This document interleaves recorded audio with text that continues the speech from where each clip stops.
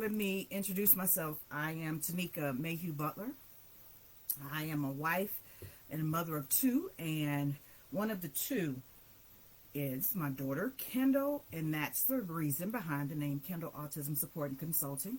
I started Kendall Autism Support and Consulting last year after, I spent many years presenting at conferences because what I realized over time was that many educators and parents wanted to learn more about autism. And when I say learn more about, they wanted to understand the whys behind behaviors and what to do and when to do it.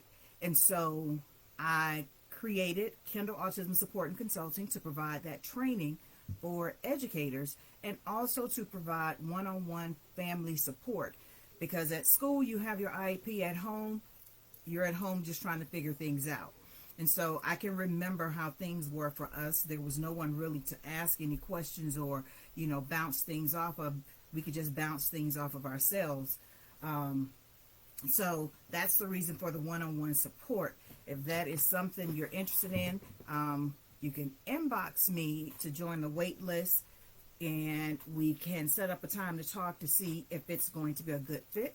And the whole purpose with the one-on-one support is to help you get things in place at home.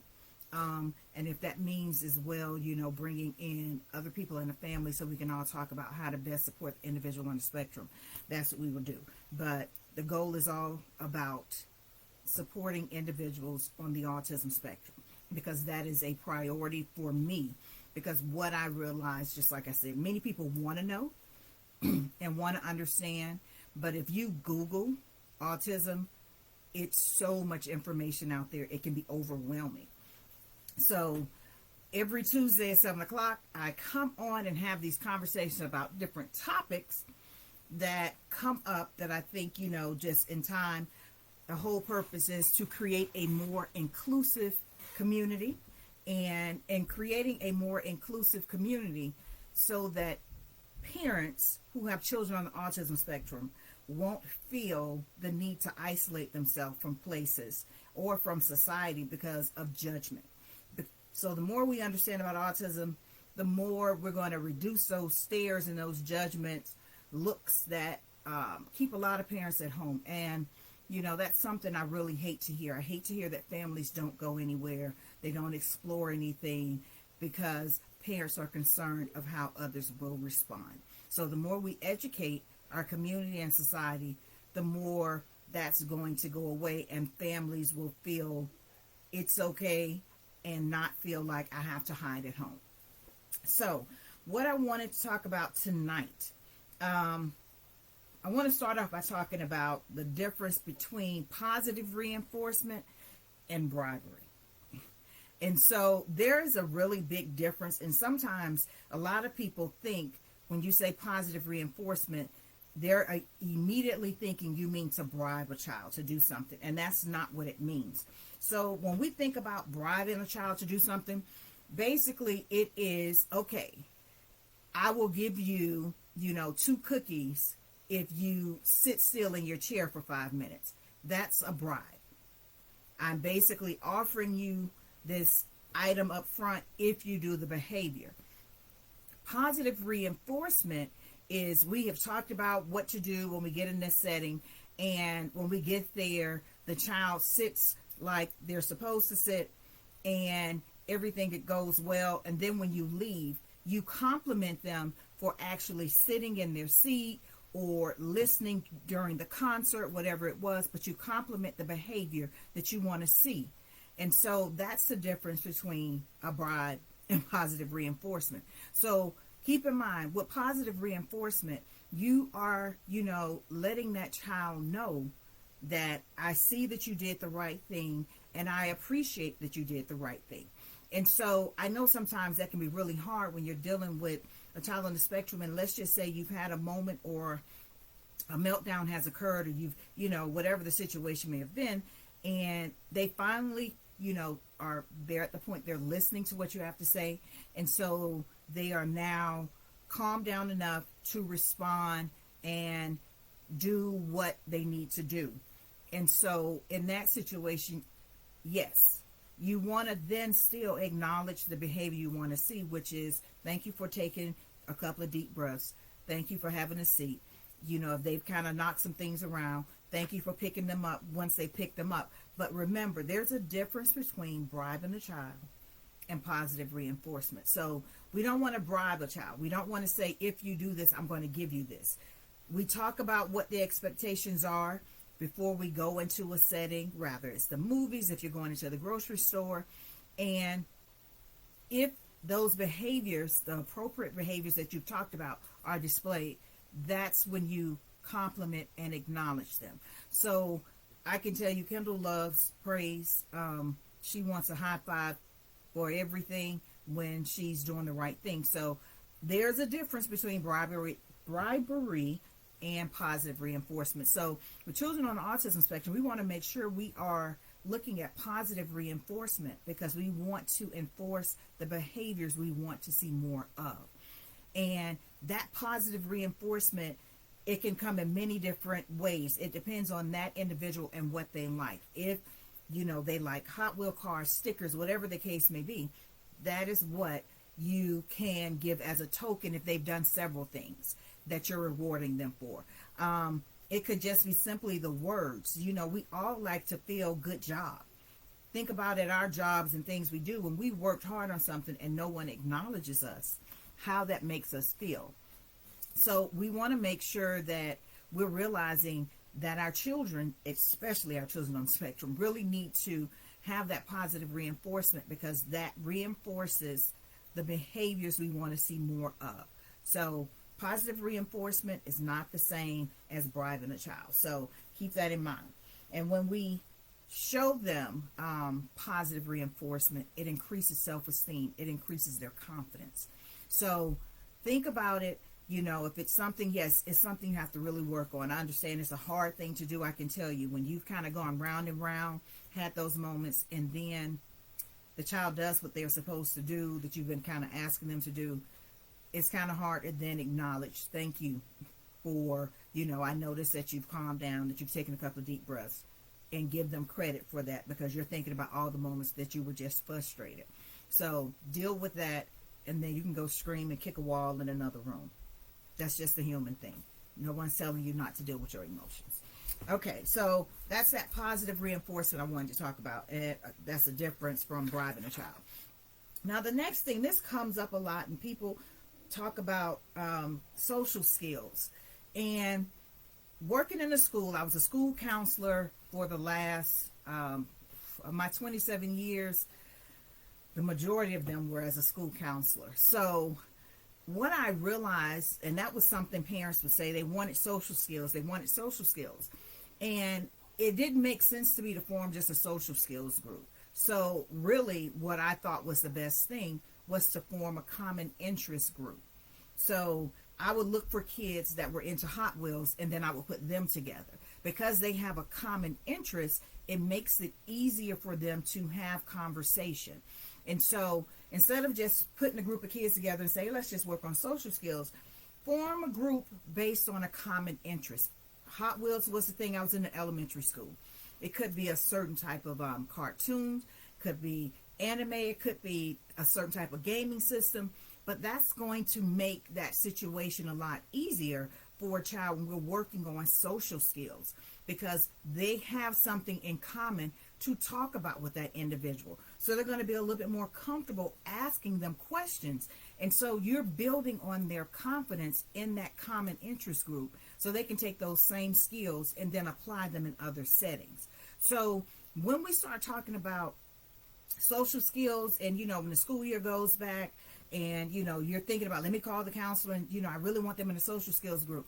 You really want to think about common interests. That's really what it's all about. Common interest is what we want to think about because it's going to make the conversation easier. And so knowing that, that's how we want to try to form some things in school. Because social skills, as students move along, middle school can be a really hard time. Middle school is a hard time for all children. Let me say that. I spent 13 years in middle school. working at a middle school, as a middle school counselor, it's hard for all students. I cannot stress that enough. It is not just hard for students that are on, it's hard for all students. So the challenges are all kind of hurdles that a lot of parents are dealing with, but we definitely want to make sure we're putting things in place because yes, there are some, unique situations that occur, and we want to make sure we're dealing with them. We're thinking about those students that are on the spectrum. So one of the things I suggest, common interest group. That basically makes that conversation easier. They take that skill they're learning from being in that common interest group, and they can take it beyond that setting. And, in the classroom, it may help them feel a little more confident starting a conversation with their classmate or maybe someone on the bus. So that's how you take the one skill learned and apply it to a different setting. Now, another thing when it comes to social skills is we've got to be mindful as parents at home how we can work on social skills. And one of the things you got to think about is taking turns. So at home, we want to work on taking turns, and you can do that with different kinds of games because part of communicating is taking turns. And what do I mean by that? The one person says something and the other person listens, and then it flips. So that's taking turns. A lot of time when people hear taking turns, they're thinking about a game. It's your turn now. I roll the dice. You can take that skill of playing Candyland and then apply it to having a conversation because you're teaching them, you say something, I listen, I say something, and it goes back and forth, and it's no different than playing a game. So that's how you can work on social skills at home with games and taking turns. At home, you have more than one child. If one person is doing something, to work on waiting. And I know waiting can be a challenge for individuals on the spectrum, but we've got to practice waiting just a little bit because everything isn't going to happen for them immediately. And if they're able to wait 3 seconds before they want to grab something away from their sibling, acknowledge the 3 seconds, and then the goal is to go from 3 to 5. But acknowledge what you want to see more of. So if you're seeing that they're actually starting to practice taking turns, acknowledge it. I can tell you when Kendall realizes she's done something that she knows is the right thing to do, she's going to look because she wants you to acknowledge the fact that I did the right thing. And for her, it's just that acknowledgement. And you can see how excited she gets to know that we are reinforcing what she did that was correct. So we've got to realize we can take skills learned in different ways and apply them to day-to-day life.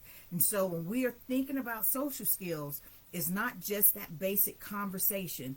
It's ways we can work on that skill at home, and it's how we do things day-to-day at home. It could be games that you play. One of the other things you can do in working on conversation skills, I used to have these things I call talking sticks.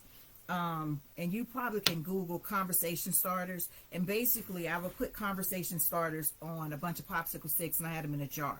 And that was my way of getting my students in that common interest time to have conversation with each other. When they didn't know really what to talk about, it was the way of getting things going. And it included questions like, what do you like on your pizza? What's your favorite cereal? And you can see how those things, it's just a back and forth that they're practicing. You can do the same thing at home. You can put some things together and at home take turns. So you're taking turns and you're working on the back and forth conversation. So we've got to realize social skills, yes, it's something we can work on at school, but it's also something that we can work on at home. Those skills can transfer between settings, and that's what we want to make sure we're doing. We want to make sure we are thinking about and realizing we can transfer skills between settings. Now, another thing when it comes to social skills and gatherings. Right now, it's the summer. I think most of the school systems are out across the country. If they're not, they're getting ready to finally finish up. Here's a suggestion.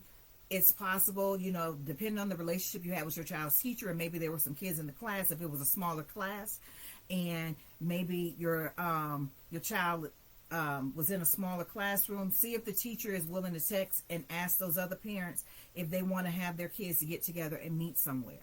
So you've got to start thinking out of the box sometime when we think about making social settings happen for our children that are on the spectrum.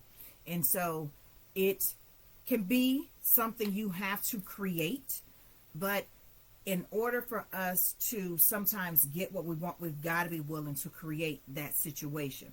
So that's one way. Also, if you have some friends with kids, just, see if they're willing to come over and spend a little bit of time. But don't assume they should just think to do that. It's real easy to just say, well, why aren't they just coming over anyway? It's not something that's going to come naturally to them. So just suggest it. A part of it has to do with maybe they don't fully understand autism. And so we've got to be willing to, hey sister, we've got to be willing to explain, the uniqueness of our child when we want others to come and play with them. That's that whole thing. People say, make sure you're talking to your kids about different kids and different things, Down syndrome and autism and ADHD. It's all about, if we want to have the neighbors, our friends' kids come over and play, make sure we're willing to talk about their uniqueness and not just assume they should just know to come and ask if your child wants to play.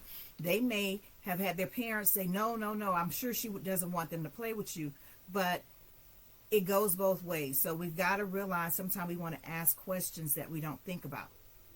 Hey, tell Mom I said, hey, Auntie Gladys.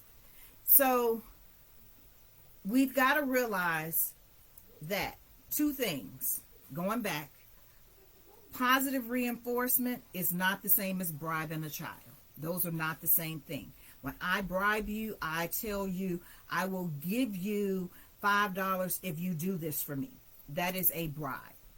The difference is me talking to you about my expectations in a setting or what I want you to do, and you do what was expected, and then I acknowledge it and let you know I'm proud of you for sitting during that concert. I'm proud of you for brushing your teeth. If that has been a challenge, we're acknowledging what we want to see, and that's what you reinforce. That's what positive reinforcement is all about.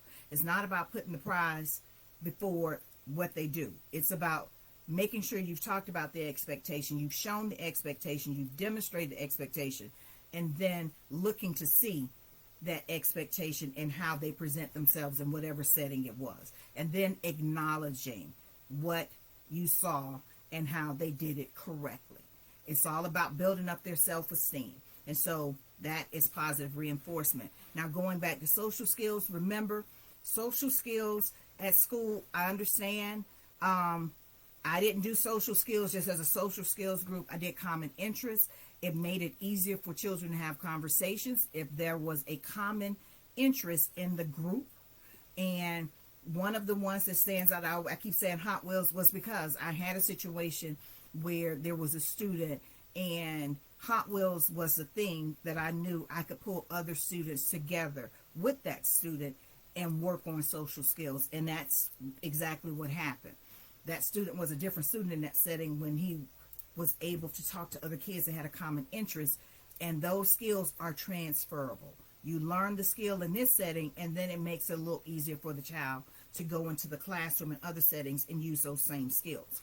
Working on the social skills at home, taking turns. Taking turns is not just about games. Taking turns is how we have conversations with one another. So you can work on taking turns at home, yes, in playing games, and then apply that to having a conversation back and forth to get them to understand this is how you can have a conversation back and forth with someone at school. Also, if they're not really sure what to talk about, you can Google conversation starters and you can put in the age group, and it'll give you things to kind of have a conversation about. What movie? What's your favorite movie? What's your favorite cereal? What's your favorite brand of potato chips? You'd be surprised, but little things like that really get people excited. Ask some adults what's their favorite potato chip and see how they get going. It's that same thing. So it gets the conversation going, and it helps them work on the back and forth, which is the taking turns. So the other thing is, remember too, with the social skills, that sometimes we have to create social settings. It's the summertime. Maybe you can reach out to your child's teacher and see if she's willing to reach out to the other parents in the classroom, and that you all meet at, and I'm just saying, an ice cream place. It's hot outside, so somewhere that has an indoor place, indoor bounce place, whatever the case may be. And here's something as well. If that bounce place does not have sensory hours, ask them, have they ever thought about having sensory hours? They may not have even heard about the idea of sensory hours. We've got to understand, yes, we think everybody should know about autism, and I feel like, how can you not know that?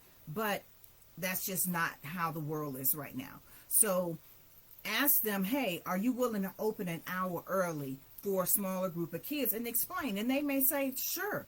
Guess what? That makes them look good in the community. So ask if they don't have them. You'd be surprised. They may say, we never knew about it, we never thought about it, but sure, we're willing to do it once a month. So ask not, have not. So those are the things I definitely want to talk about tonight. And in the comments section, I have put the links for my family story, Crusade for Kindle. It's available on Amazon. And the reason I wrote the story is because I wanted people to realize, and let me just say, it was hard to write the story because that meant we had to revisit some things we really didn't want to revisit. But a big part of me writing the story is because I wanted people to learn more about autism, but I also wanted people to see that a bad situation is just a bad moment. It's not a bad life. And that through everything that we went through, we never lost our joy. We still laugh a lot and everything else, even in the midst of some of the craziest things that have happened. The other one is the Autism Support Workbook. It's a workbook, and the reason I say it's a workbook is because it is not about just sitting reading chapters, because I've read chapters. I know what it means to read chapter after chapter of a book to try to get information. Well, that's not what's here. I took all those chapters and I basically put together a workbook that covers all of these different topics, like understanding triggers.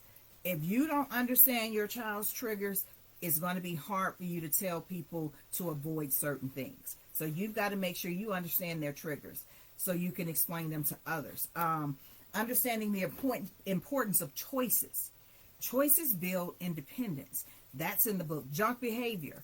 And all of these things are on 1 or 2 pages. You don't have to read chapters and chapters of a book. And that was my goal. I wanted you to be able to pick up a resource and get information quickly. And that's what this Building Bridges workbook is all about. To get that information quickly. So it's available only on our website, and the link is in the comments. I'll drop the link as well, just so you can get a freebie to see what the book is about before you purchase it. I promise you, it's something you really want to get. It's something you can get for yourself. It's something you can get for your child's teacher. I was not above buying a resource and giving it to Kendall's teachers. It's not that, I didn't think that they couldn't buy it. Teachers buy so much, and yes, I was an educator, but I was still a parent, that I realized sometimes I would come across a resource and I was just basically like, here's a copy I got for you as well. So keep in mind, sometimes we got to give the resource we want them to have and not just say, hey, you should get this book. That's just my thought. And so that's the Building Bridges. And because I realized in totality how a positive mindset, when you are parenting a child with special needs, and everyone in society, we deal with so much coming at us all the time. Getting just 5 minutes to ourselves, sometimes we just still sit and think about all the things we still have to do, and we get those 5 minutes alone. Well, I created an activity book so that we can make sure we're not thinking about everything that's going on in the world. And the link is in the comments as well. So join me every Tuesday, different topic, different conversation. If you have not subscribed to our newsletter for Kendall Autism Support and Consulting, the link is in the comment. I encourage you to subscribe. I send out information, and a lot of times it's a lot more than you're going to get from a live talk. It's going to give you, documents and different strategies and things you can actually implement. So if you have not subscribed, I encourage you to do that. Also, if you're not following me on Instagram, let me put that. This is where I am at on Instagram. It is Autism Support Coach. That's how you find me on Instagram. And I mentioned earlier that I do have a wait list going right now. If you're interested in one-on-one family support, you get the IEP at home, for school, but when you get home, you're just trying to figure it out. And that's what that one-on-one support is all about. We get together. It could be weekly, it could be every 2 weeks, and we talk about what is it that you need to try to figure out that may be going on at home, how to get everyone in the household on one accord. That's what that time can be used for. So hopefully you are able to take some of the things I shared tonight and apply them or share them with someone else. Also, when you watch it in the replay, let me know in the replay. Hit replay for me or type it in the comments and share. Right now, this is a good time. A lot of times we want teachers to have training. This is a great time right now to reach out to your principals, because Kindle Autism Support and Consulting, we provide that training to help educators understand the why behind behaviors. Our goal is so that the autism behavior specialist does not have to come in, because we can get things organized, established, and some routines and some understanding before we get to that point. Reach out to your child's school principal and say, hey, can we make sure we start off the year with some training?